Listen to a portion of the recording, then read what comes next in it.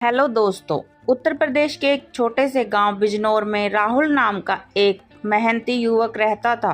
पढ़ाई में कमजोर होने के कारण वह खेतों में मजदूरी करके गुजारा करता था। जब शादी की उम्र हुई तो उसका विवाह चंचल स्वभाव की युवती प्रिया से हो गया। राहुल के माता पिता नहीं थे, सिर्फ बड़े भाई विजय, भाभी रेखा और उनका छोटा बेटा ही परिवार था। पुश्तैनी घर में चारों साथ रहते थे, लेकिन शादी के बाद भाइयों के बीच तनाव बढ़ने लगा। जमीन को लेकर झगड़े, प्रिया और रेखा की नोक-झोंक ने घर का माहौल बिगाड़ दिया। एक दिन राहुल ने प्रिया से कहा, अगर यहीं रहे तो हमारा और आने वाले बच्चों का जीवन भी संघर्ष में ही बीतेगा। चलो किसी बड़े शहर में काम ढूंढते हैं। प्रिया ने पहले तो गांव छोड़ने से मना किया, लेकिन जब एक दिन भाभी से झगड़ा इतना बढ़ा कि दोनों भाई हाथापाई पर उतारू हो गए तो उसने हाँ कर दी। राहुल ने सुना था कि मुंबई में उसके गांव के लोग पैसा कमा रहे हैं।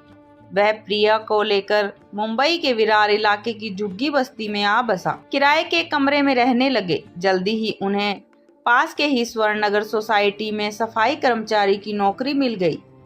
राहुल को 10,000 और प्रिया को 9,000 रुपए मिलते थे। किराया 3,000 देकर बचे पैसों से गुजारा करते।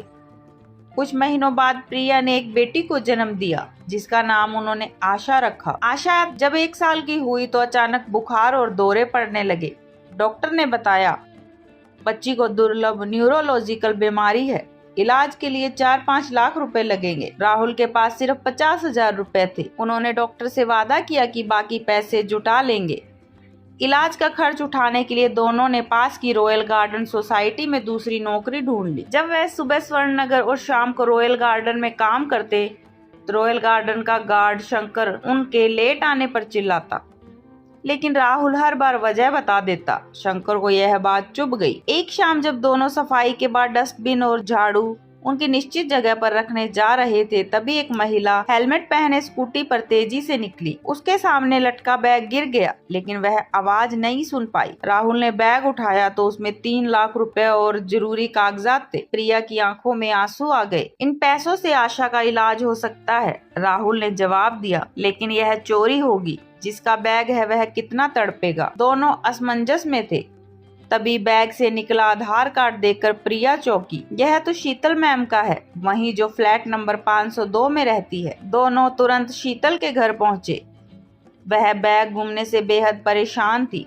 बैग लौटा देख उनकी खुशी का ठिकाना न रहा। उन्होंने राहुल प्रिया को इनाम देना चाहा, लेकिन उन्होंने इनकार कर दिया। जब शीतल और उनके पति अमित ने झुग्गी में जाकर सुना कि नौकरी छूटने से आशा का इलाज रुक गया है, तो उन्होंने एक प्रस्ताव रखा। राहुल मेरे ऑफिस में असिस्टेंट का काम करेगा, वेतन 15,000। प्रिया शीतल के घर के कामों में हाथ बटाएगी। आशा के इलाज का खर्च मैं अग्रिम दूंगा, जिसे तुम्हारी सैलरी से 4,000 रुपए महीने काट लूंगा। राहुल ने ईमानदारी से काम किया। अमित ने उसे छोटे मोटे व्यवसायिक काम सिखाए। धीरे धीरे राहुल ने खुद का छोटा सा सप्लाई व्यवसाय शुरू किया।